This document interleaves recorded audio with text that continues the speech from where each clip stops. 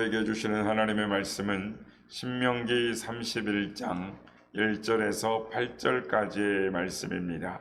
신명기 31장 1절에서 8절까지의 말씀을 교독하시고 마지막 절은 함께 합독하시도록 하겠습니다.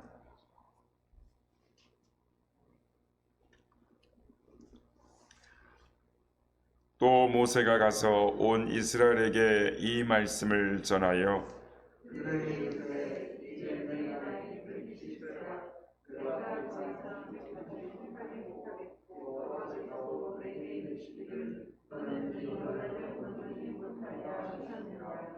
여호와께서 이미 말씀하신 것과 같이 내 하나님 여호와께서 너보다 먼저 건너가사 이 민족들을 내 앞에서 멸하시고 내가 그 땅을 차지하게 할 것이며 여호수아는 내 앞에서 건너갈지라.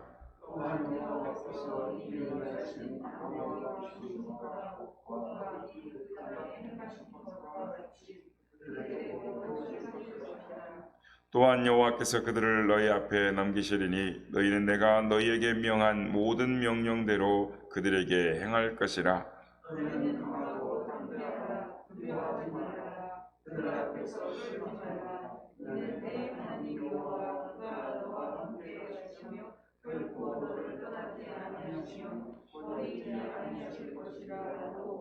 모세가 여호수아를 불러 온 이스라엘의 목전에서 그에게 이르되 너는 강하고 담대하라. 너는 이 백성을 거느리고 여호와께서 그들의 조상에게 주리라고 맹세하신 땅에 들어가서 그들에게 그 땅을 차지하게 하라. 그리하면 여호와가 그가 내 앞에서 가시며 너와 함께하사 너를 떠나지 아니하시며 버리지 아니하시리니 너는 두려워하지 말라. 놀라지 말라. 아멘. 할렐루야. 오늘도 우리 예배 가운데 함께 하신 주님을 찬양합니다. 그리고 또한 새벽을 깨워 유튜브로 현장 예배로 함께 하신 모든 성도님들께 하나님의 은혜와 평강이 함께 하시기를 기원드립니다. 모세 오경의 마지막 성경인 신명기는 이 모세의 최후의 설교가 이 세 편이 기록되어 있습니다. 그 내용은 광야 생활을 회고하고 또 정리하는 것입니다. 그런데 신명기는 광야 생활을 회고하는 내용만이 있는 것이 아니라 가나안 복지에 들어가서 사는 생활에 대해서도 이 기록이 많이 있습니다. 회고와 함께 전망이 담겨져 있는데 회고하는 내용보다는 이 전망하는 내용의 분량이 많고 또한 이 표현도 강렬합니다. 모세는 40년의 광야 생활의 끝에서 자기가 40년을 걸어온 이 광야만 보지 않습니다. 출애굽한 세대가 아니라 광야에서 태어난 이 새로운 세대가 들어갈 땅, 가나안 땅을 많이 더 바라보는 것입니다. 지난 시간에 살펴봤던 신명기 30장까지는 이 모세의 이 모든 설교가 끝이 납니다. 그리고 오늘 본문인 31장부터 끝장인 34장까지는 이 부록과 같은 내용인데 모세의 유언과 여호수아를 후계자로 세우는 이야기, 하나님의 마지막 지시, 그리고 모세의 마지막 이 노래와 축복, 그리고 이 모세가 죽은 이야기로 끝을 내게 되어 있습니다. 오늘 본문 1절 한번 보시기 바랍니다. 또 모세가 가서 온 이스라엘에게 이 말씀을 전하여 라고 말씀합니다. 모세가 이 말씀을 전할 때 그는 이스라엘 백성을 이 광야 쪽을 바라보게 한 것이 아니라 가나안 쪽을 바라보게 하면서 이야기를 했을 것입니다. 3절의 내용을 보시기 바랍니다. 여호와께서 이미 말씀하신 것 같이 내 하나님 여호와께서 너보다 먼저 건너가사라고 말씀합니다. 그렇습니다. 이스라엘 백성들은 아직 요단강을 건너지 않았는데 가나안 복지에 들어가지 않았는데 하나님께서는 이미 요단강을 건너 가나안 땅에 가 계시다라는 것입니다. 하나님은 뒤에 계시는 분이 아니십니다. 하나님은 앞에 계시는 분이십니다. 우리는 하나님을 뒤에서 찾으려고 해서는 안 됩니다. 앞에서 찾아야 합니다. 하나님을 바라보며 나아가야 하는 것입니다. 앞을 보아야 하는 것입니다. 성도는 어떤 일의 끝에서, 어떤 시기의 끝에서 뒤를 돌아보는 사람이 아니라 앞을 바라보는 사람입니다. 다시 한번 말씀드립니다. 성도는 일의 끝에서, 시기의 끝에서 뒤를 바라보는 사람이 아니라 앞을 바라보는 사람인 것입니다. 사람이 살다 보면 이 뒤를 돌아보지 않을 수 없을 것입니다. 그러나 성도는 뒤를 많이 바라보는 것이 아니라 앞을 더 많이 바라봐야 하는 것입니다. 끝에서 앞을 바라보는 것, 이것이 성도의 특징 가운데 하나인 것입니다. 그렇다면 성도는 무엇을 바라보아야 할까요? 먼저 성도는 삶의 끝에서 영생을 바라보아야 합니다. 하나님이 우리에게 보여주신 앞으로 나아가야 할 가난 복지, 하나님의 나라, 돌아갈 본향을 바라보아야 하는 것입니다. 죽음은 인생의 끝이 아닙니다. 새로운 시작인 것입니다. 성도들에게 있어서 죽음은 육신 생활의 졸업인과 동시에 영생 생활에 입학하는 것입니다. 이것은 성도들에게 주어진 특권인 것입니다. 최초의 순교자인 스데반이는 돌에 맞아 죽을 때 무엇을 보았습니까? 사도행전 7장 55절입니다. 스데반이 성령이 충만하여 하늘을 우러러 주목하여 하나님의 영광과 및 예수께서 하나님 보좌 우편에 서신 것을 보고라고 말씀합니다. 새로운 세계를 바라보았습니다. 하나님께서 언제 나를 부르실 것인지 우리는 모릅니다. 하나님께서 우리를 어떻게 나를 부르실 것인지 모릅니다. 하나님께서 어디에서 나를 부르실지 모릅니다. 병원에서 부르실지, 집에서 부르실지, 혹은 길거리에서 부르실지, 어느 곳에서 나를 부르실지 우리는 모릅니다. 그러나 우리 모두는 하나님이 언제 어떻게 어디서 나를 부르신다 할지라도 영생을 바라보면서 새로운 시작을 바라보며 마지막을 준비할 수 있어야 하겠습니다. 그것이 최후의 전도가 되고 또 최대의 전도가 되는 것입니다. 실제로 있었던 일입니다. 아내가 남편에게 교회에 같이 가자라고 예수 믿으라고 평생을 말했습니다. 평생을 전도했습니다. 그런데 남편이 말을 듣지를 않습니다. 아내가 병으로 먼저 세상을 떠났습니다. 장례 예배를 드리는데 장례 예배 가운데 순서 중에 유족들이 인사를 드리는 순서가 있었습니다. 그때 남편이 조문객들에게 공개적으로 이런 말을 합니다. 나는 아내가 교회에 나가라고 해도 나가지 않았는데 아내가 세상을 떠날 때 그렇게 아픈 가운데에도 평안한 얼굴로 웃으면서 숨을 거두는 것을 보고 내 아내가 늘 말하던 천국이 있구나라는 것을 알았습니다. 이 다음에 천국에 가서 아내를 다시 만나려면 나도 예수를 믿어야겠구나 깨닫게 되었습니다.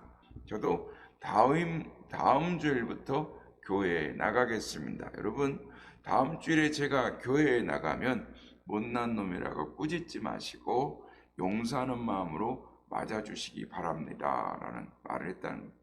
그분의 아내는 삶의 끝에서 최대의 전도를 한 것입니다. 말로 한 전도, 생활로 한 전도는 통하지 않았는데 삶의 마지막에 영생을 바라보며 웃는 얼굴, 무언의 전도가 남편의 영혼을 뒤흔드는 깨달음을 준 것입니다. 그러므로 성도는 하나님이 언제 어떻게 나를 부르시더라도 아름다운 끝맺음을 할 수 있는 준비를 하며 살아가야 되는 줄로 믿습니다. 다음으로 성도는 절망의 바닥에서 새로운 시작을 바라보아야 하는 것입니다. 성경은 절망의 밑바닥에서 새롭게 시작한 사람들의 이야기로 가득합니다. 그리고 그것을 많이 소개하고 있습니다. 첫째로 요셉이 친위대장 보디발의 집에서 일하다가 모함을 받아 감옥에 갇혔습니다. 요셉의 처지를 생각해 보십시오. 형들에 의해서 죽임을 당할 뻔했습니다. 노예로 팔렸습니다.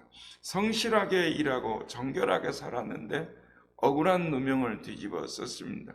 객지에서 감옥 생활입니다. 절망의 바닥입니다. 그런데 그 감옥 생활이 애굽의 총리가 되는 전기가 되었습니다. 밤이 제일 어두운 다음에 새벽이 오는 것처럼 새로운 시작은 절망의 바닥에서 준비되는 일이 많습니다. 두 번째로 이스라엘 백성들이 애굽에서 탈출했습니다. 얼마 거지 않아 뒤는 아픈 홍해바다요 뒤는 애굽의 군대입니다. 어떻게 할 수 없는 위기를 만났습니다. 절망의 부르짖음이 홍해 해변을 뒤덮었습니다. 바로 여기에서 이스라엘 백성들은 홍해가 열리는 기적을 체험하게 됩니다. 세 번째로 다윗이 사울의 박해를 피해 도망 다니다가 아둘람 굴에 숨었습니다. 사울이 군대를 데리고 쫓아와서 호위합니다.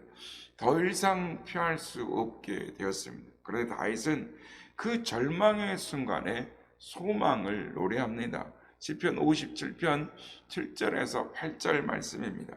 하나님이여 내 마음이 확정되었사오니 내가 노래하고 내가 찬송하리이다.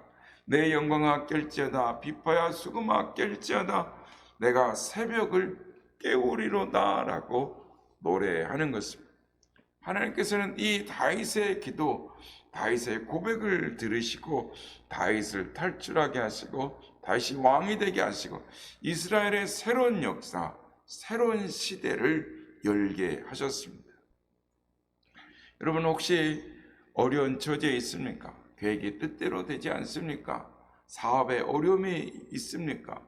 건강에 문제에 부딪혔습니까? 삶의 암초에 부딪히셨습니까? 거기에서 새로운 시작을 소망하시길 바랍니다. 새로운 시작은 절망의 자리에서 준비가 되는 것입니다. 절망의 순간에서 하나님께 부르실 때, 하나님께 모든 걸 맡길 때 하나님이 일하시는 것입니다. 하나님이 역사하시는 것입니다. 그러므로 성도 여러분, 어떤 순간에도 포기하거나 낭망하지 마시기 바랍니다.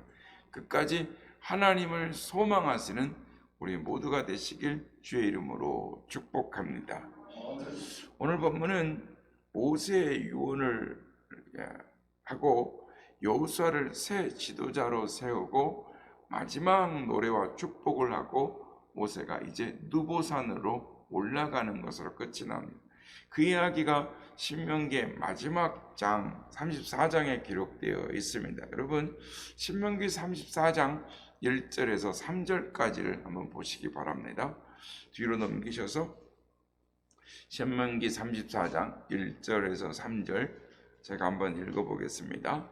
모세가 모압 평지에서 느보산에 올라가 여리고 맞은편 비스가산 꼭대기에 이르매 여호와께서 길랏 온 땅을 단까지 보이시고 또 온 납달리와 에브라임과 므낫세의 땅 서해까지의 유다 온 땅과 네겝과 종려나무의 성읍 여리고 골짜기 평지를 소알까지 보이시고라고 말씀을 합니다. 느보산에 올라간 모세에게 하나님은 뒤를 돌아보게 하지 광야를 보게 하지 않으시고 앞을 가나안 땅을 바라보게 하셨습니다. 모세에게 앞에 펼쳐지는 가나안 땅을 바라보라라고 하시는 것입니다. 하나님께서는 우리에게도 앞을 바라보라라고 하십니다. 우리 앞에 준비된 하나님의 계획을 소망하라, 하나님을 바라보라라고 하십니다. 하나님께서 일하실 것을 기대하며 미래를 소망하라라고 말씀하시는 것입니다. 사도 바울은 소망의 사람이었습니다. 끊임없이 미래를 향하여 적극적으로 달려갔던 사람이었습니다. 빌립보서 3장 13절 14절에 보면 형제들아 나는 아직 내가 잡은 줄로 여기지 아니하고 오직 한 일 뒤에 있는 것은 잊어버리고 앞에 있는 것을 잡으려고 표대를 향하여 예수 그리스도 안에서 하나님이 위에서 부르신 부름의 상을 향하여 달려가노라라고 말합니다. 사도 바울은 표대를 향하여 달려간다라고 말합니다. 예수 그리스도 안에서 하나님이 위에서 부르신 부름의 상을 향하여 달려간다라고 말합니다. 성도 여러분, 하나님께서 여러분에게 주신 사명은 무엇입니까? 하나님이 하늘에서 부르신 부름의 상은 무엇입니까? 말하기는 여러분의 앞에 있는 표대를 향하여 달려가시는 여러분 되시길 바랍니다. 하나님이 예수 그리스도 안에서 위에서 부르신 하늘의 부름의 상을 향하여 달려나감으로 말미암아 믿음의 경주에서 승리하시는 여러분 되시길 바랍니다. 주님 앞에 섰을 때 잘하였도다 착하고 충성된 종아라고 주님으로부터 칭찬과 상급과 면류관의 주인공이 되는 하나님이 부르신 위의 부름의 상을 받고 주께 영광을 돌리는 그날을 소망하며 미래를 바라보며 앞을 바라보며 힘차게 달려나아가시는 우리 모두가 다 되시기를 예수님의 이름으로 축복합니다.